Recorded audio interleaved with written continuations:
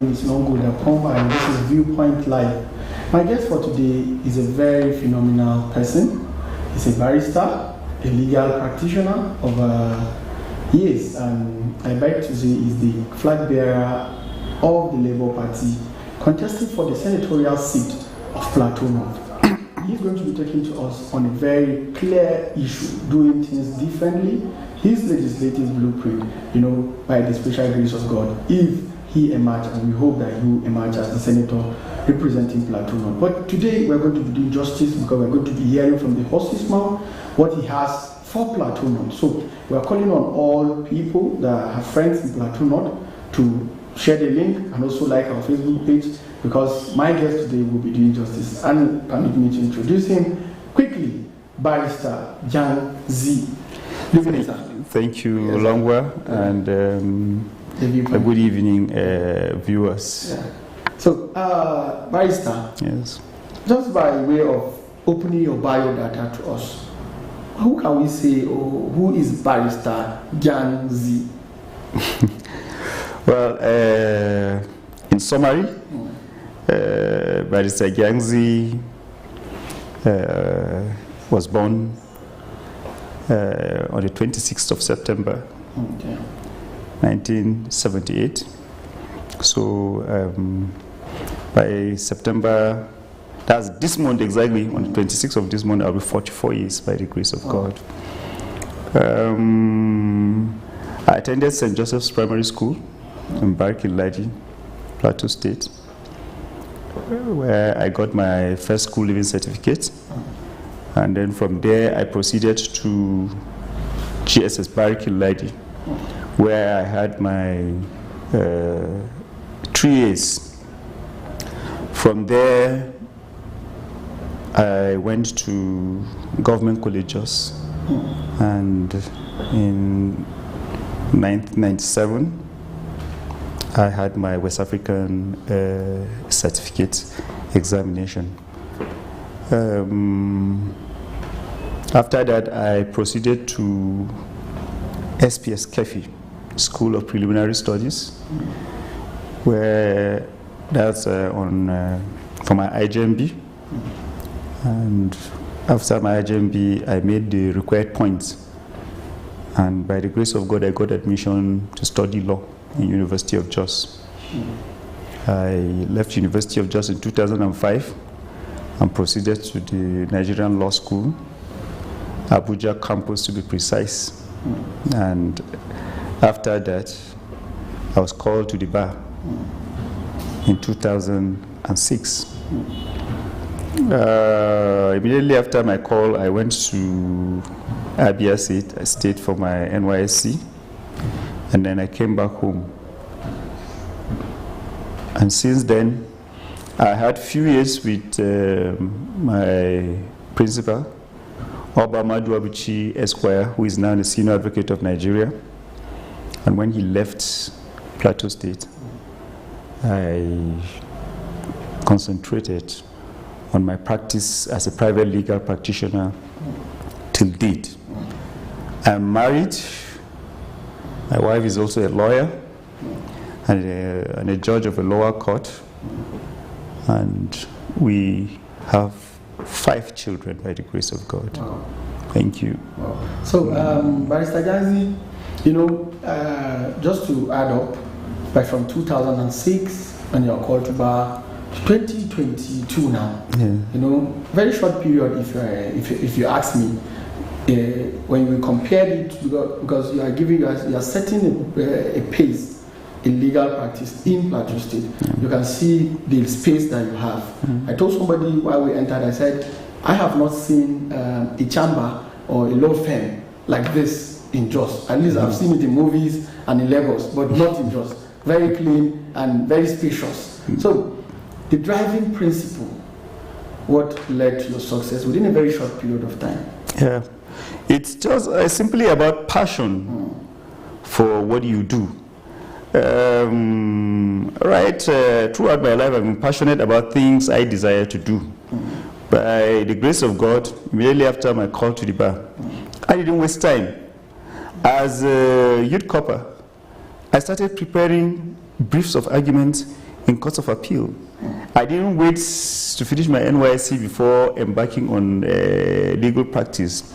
I never see any work to be impossible. I believe that everything that somebody has done, I should also be able to do. So it's simply about the passion I have for what I do, and through that, and through the help of God, I am where I am today. So I think, wow, that's a massive one. So, sir, talking about impossibility and passion. Yeah. Impossibility and passion. You are vying for the seat of the senatorial seat of Plateau State. Yeah. I remember that there's an argument some time ago when a group of elders, one elder was quoted to be saying that the senatorial seat is for the elders. They say Majalis and the tower, right? But yeah, your vote is like you said, yes. And passion, commitment, and you want to go there. Yes. So you have started doing things differently. So we want to know, why is the passion? What is the push for this particular seat? Now you see, the Senate is the legislative arm of government. Yes. And people will tell you that it is for old people. It's not actually a resting house. You understand? It's an arm of government that even needs more vibrant people. Because if you look at the way the bicameral system is, first and foremost, the lower chamber, that's the House of Representatives, will have to look at a situation, a circumstance, pass a motion or a bill before it gets to the Senate. The Senate is supposed to do the most serious vetting. So the Senate is a very, very serious part of the, it just should be like the most serious part of the National Assembly. Now, as far as I'm concerned, I may be young, but I have handled issues that concerns this nation and Africa as a whole. I know our problem, by the grace of God, our problems as a nation. I have been following the train of events, and I believe my being in the Senate will be more useful to us in Nigeria and in Plateau North or in Plateau State. So the drive has been there. I have weighed the situation. I have looked at people who were in the Senate or in the National Assembly before now, and I feel I will fit in better in the Senate than any arm of the part of the legislative arm. So I believe I'm up to the task. I believe that I am more needed in the Senate based on the plans I have for the people. So basically, that's actually my drive. Well, so you brought plans for the people. Yeah. Can we discuss those part of those plans that you have? At least I know there should be plenty. So let's just take in order of priorities. Let's discuss the most important one and why you are going to the Senate. Okay. Now, if you looked at Plateau State, yes, sir, you find that there are certain peculiarities among our people. We have faced a lot of challenges, especially security-wise. I know the level of contribution I have to ensure that there is peace and then there is justice. Because we are not only talking about peace, but we're also looking at justice. And how do we achieve that? We must have people who are out to advocate for this justice. You know that as a legislator, my major responsibility is to make laws. review laws. I know that we also have certain oversight functions that we do from time to time.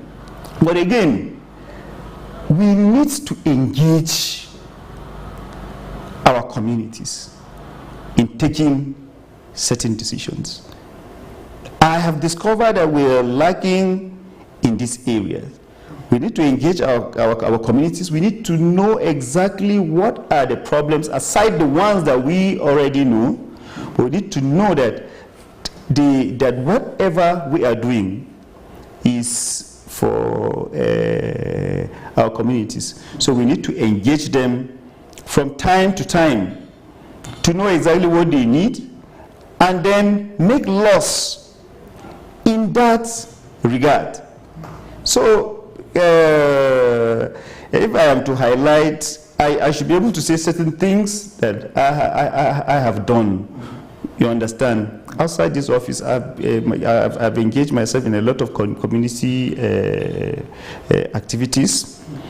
And because of that, today, I'm also an active citizen of the British Council and so many other things. I am a member of the PYC. You understand? I know the feelings of the people in Plateau State. I know the feelings of the youth, especially in the areas of employment. You understand? You discover that we are lacking so much, in as much as it's not my own responsibility to create employment for them as a legislator, but our liars.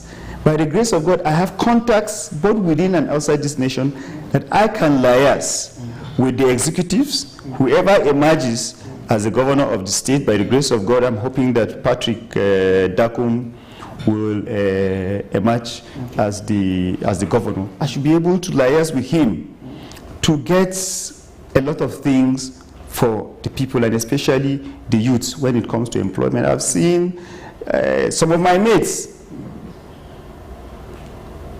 I graduated with them until today. We're talking about 17 years and they are not doing anything. You understand? I should be able to work towards that. Empowerment here and there. I know how the level of poverty that the people are facing. I know through lobbying, we should be able to fix these problems. Now, importantly, if you have listened to me in the past, I have talked about restructuring this country. This will also give me an opportunity to liaise with other legislators who are thinking in the same line with me to ensure that this country is restructured. So basically, or in summary, this is what I can tell you. Okay, Barrister Gyang Zi, you brought the issue of restructuring. Yeah. People have said restructuring is political restructuring, economic restructuring. What school of thought do you belong to when you talk about restructuring? When you are restructuring, it has to be both. Okay, both political and both political and economic restructuring. Why am I saying that? Even though the loss of the land, the Constitution of the Federal Republic of Nigeria, the various constitutions of the political parties made provisions for items like national integration, federal character, and zoning. But the question now is, if you go to the Constitution, it falls under Chapter 2 of the Constitution, and they will tell you that it's non-justiciable.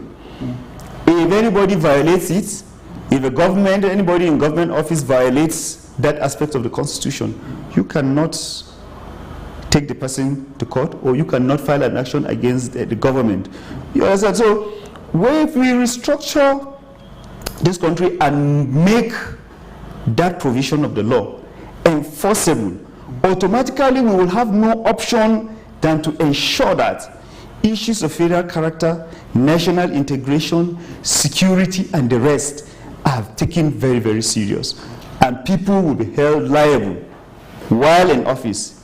If you are a president, or you're a commissioner of police or inspector general of police or wherever, and you did not handle the office properly, actions can be taken against you and you will be liable. Now, we're talking about economic restructuring. Look at resource control. I have said why we still remain where we are. Why Nigeria is still poor? It's because all of us have now discovered that once we get to Abuja, we will be coming back with what they call national cake, which is actually the resources of the people of the Niger Delta and other parts, you understand? But if we restructure this country and say, look, every state, control your resources, contributes to the center, every state is going to be serious. The issue of unemployment that we're talking about automatically will be fixed. For instance, look at Nigeria. Look at, Plateau State. We do not lack anything. Do you know that agriculture alone can sustain Plateau State without going into solid minerals? We have solid minerals in various forms. Yet, because at the end of the month, we get allocations from the oil money, automatically we've abandoned this. We now have people going into illegal mining, people goes into mining without paying taxes and the rest. But once they said each state should control its resources, I bet you we will all be on our toes. We will be serious handling resources within our domains. So that's the aspect of the economic restructuring. And then look at the security. It's the federal government that controls everything. It's the president's, everything to do with the security of this nation stops at the table of the president. Now, if that power is also devolved, you give governors powers to establish the state police and the rest, you can be sure that the issues of security or security challenges will be addressed automatically. Why? Those who are going to be employed are going to be from the same state and community. And they would have known, or they know the nook and crannies they understand within that state.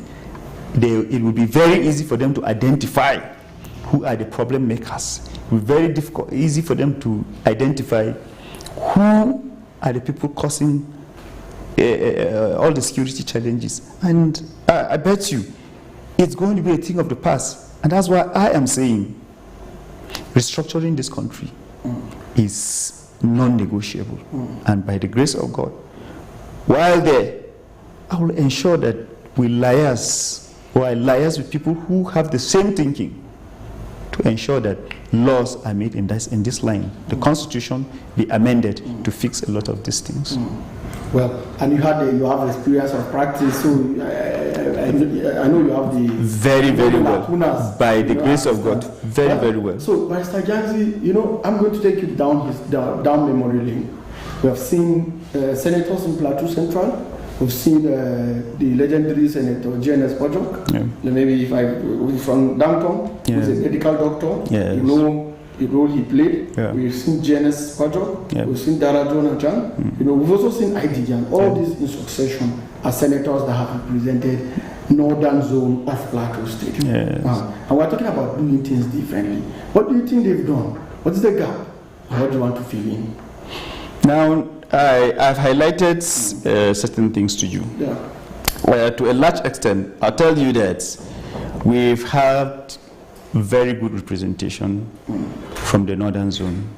And if you follow a train of events in the northern zone, you will discover that the only area to an extent that's a little bit slack is engagement.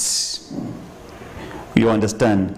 Engagement with constituents. Before you embark on a project, you are supposed to engage your constituents to ensure that what you intend to achieve is also what they need. Instead of taking a decision, you may just take a decision and say, okay, what I should, as my constituency project, I should just put in holes, or I should just sink boreholes, and the rest, without engaging the constituents. So, in particular, this is one of the aspects that I intend to handle properly. Before embarking on a project, constituency projects, and other projects that I will personally do, I will first and foremost engage my constituents, and then after interaction, we decide on what to do. So I think this is the one major aspect that is lagging. And I've said it, that Senator I.D. Gyang, to a large extent, has represented the people based on the mandates the people give to him, and he cannot be substituted with anybody lesser than him. If he is to be substituted, he should be substituted with somebody who is as competent as he is, or somebody who can actually do more than him. And I believe I am that person, more by the grace of God. I said, you wrote 2 lines. Yeah, I said, as it is the same, yes, who can perform more than him. Yes. So I'm younger than him. Yeah. He's a little bit older than me. Yeah. He has done very, very well. It's expected that because of the energy that I still have, I should do better okay, by the grace of God. So this is just to remind viewers that we're still on Viewpoint Live. You can also send, if you are watching us through Facebook, YouTube, or Twitter, just send me, just chat also. We'll take, if you have a question for Barrister Gyang Zi, if you have any, just put it up there, we're going to take it up. So, but let's just continue, Barrister Gyang Zi.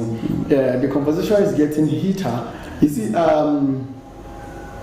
whole idea of you coming out of the Labour Party and leaving your former party, that's the PDP. You know, people say, why would you leave PDP? So, let's hear from the horse's mouth. Why did you leave PDP? Why did you contest in PDP? Yeah. Thank you for this question. I am here because I need to pursue justice. If you look at our slogan, is what?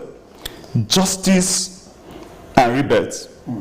Now, I earlier stated the fact that the Constitution of the Federal Republic of Nigeria and the constitutions of the various political parties in Nigeria made provisions for items such as federal character, national integration, zoning, and the rest. Now what happened? I looked at what transpired in the PDP at the national level.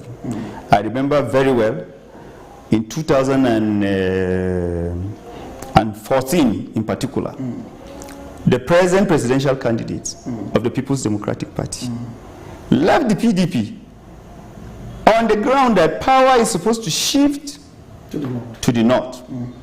And he held on to it. And that led to the emergence of the APC. He aligned forces with the other parties and formed the All Progressive Congress. And at the end of the day, Buhari, who is from the north, emerged. All right? No problem. 4 years, 8 years is, we're about to round up the second tenure now, it's going to be 8 years. Now, in 2022, I expected him to say, no, okay, since the North have exhausted or are exhausting their 8 years, power should shift to the South. But he didn't do that. he came out for contest. And somehow, I don't know what happened, the leadership of the People's Democratic Party and the delegates at the end of the day decided to give him the ticket. Well, that is an arrangement that I was not comfortable with.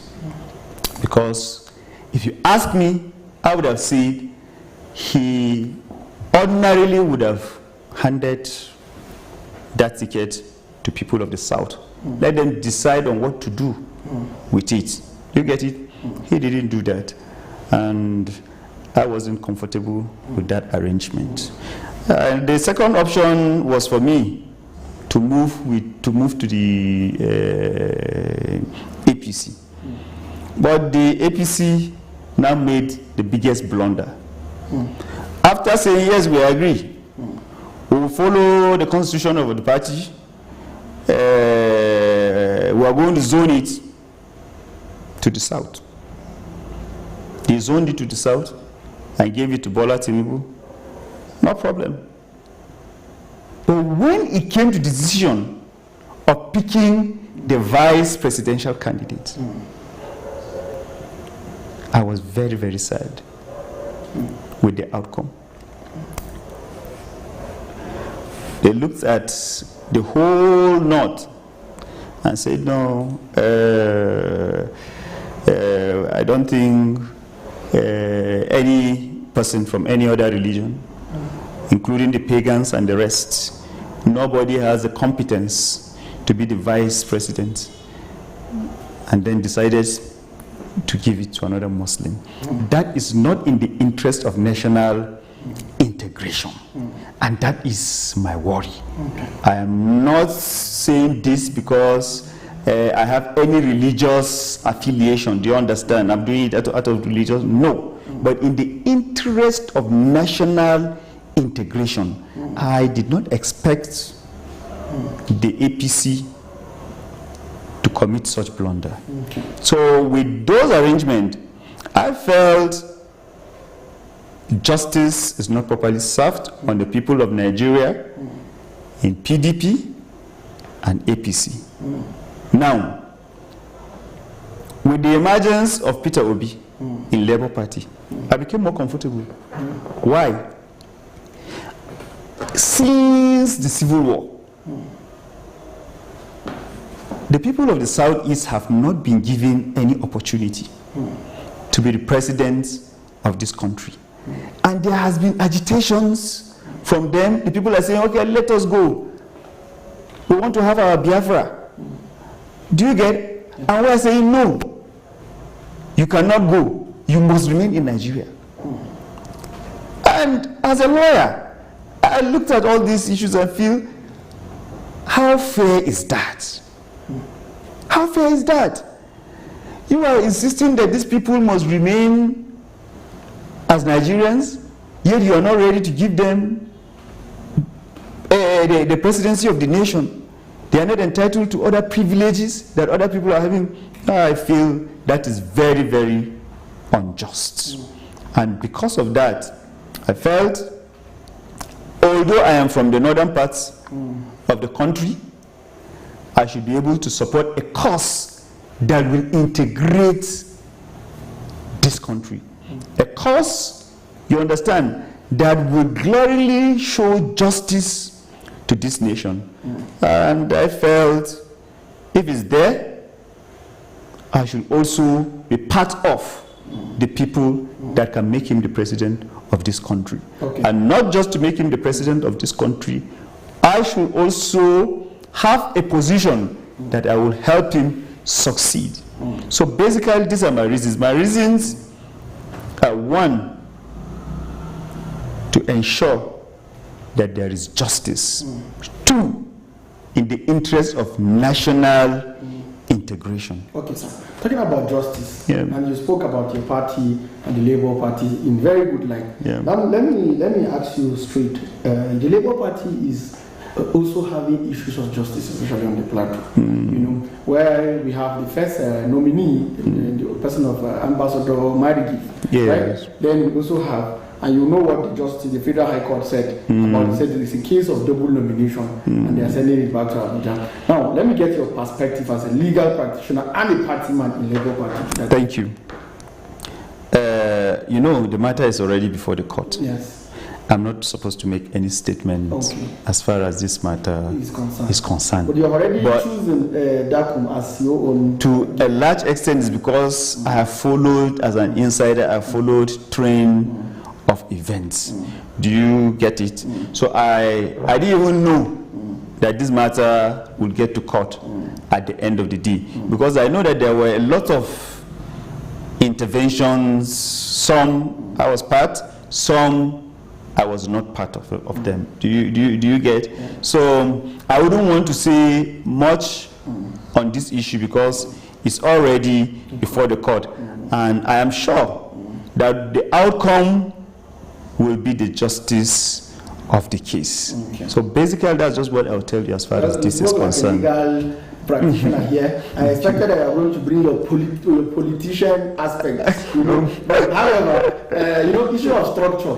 Yes. Issue of structure. We've had people living there, you don't have structures, you know. And just to put it back again, track record, Plateau State, 1999, PDP State. You know, one of the stronghold of PDP, you know, in Nigeria. They even said that Plateau is the birthplace of PDP. Now, APC took them by surprise by 2015, and here you are coming under Labour Party. Do you think the party has a structure in the state? You see, a lot of people have asked these questions, and to me, it's actually funny because I have asked, what forms the structure? What forms the structure? Is it not the people that forms the structure? Labour Party, I can assure you, have the people. Just look at what's going on. Look at what's going on in the country. Look at the youths. Look at the women. Look at the kind of sacrifices that the people are doing or embarking on. Do you get it? All we need is what? The person and his voters' cards. And I can assure you that the people are ready to ensure that they put in a government that will salvage this nation and transform it for the better.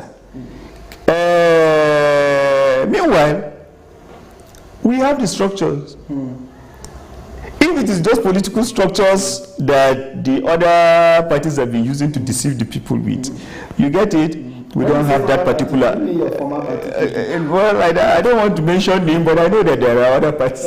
Do you get it? Yes. If we're talking about those structures, these are structures that those parties were using to cajole the people into ensuring that there is continuous corruption, there is continuous bad governance in this nation. We don't have that type of structure. But we have the real structure, right, that's going to salvage Nigeria.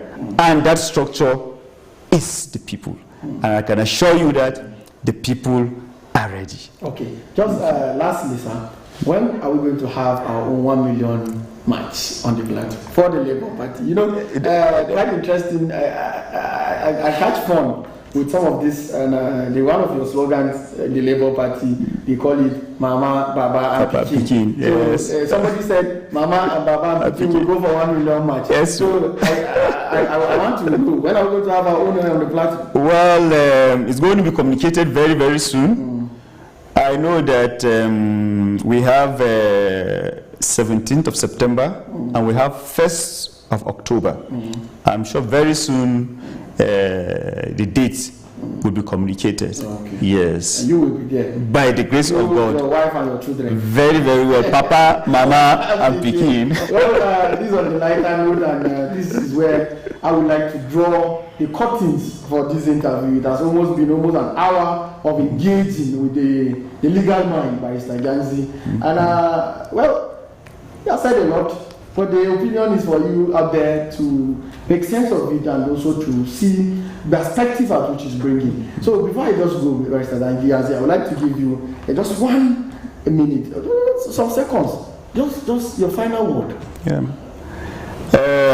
To our viewers, I want to thank you so much for the support we have been receiving from you.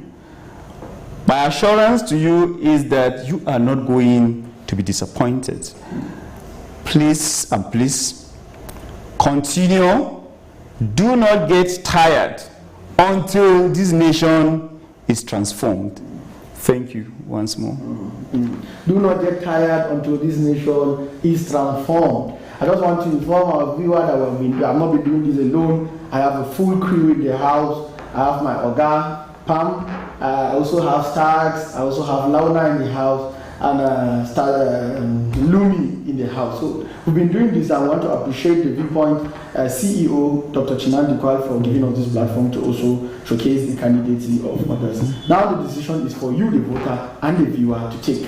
From us at Viewpoint, this is where we call it a day and we say good night.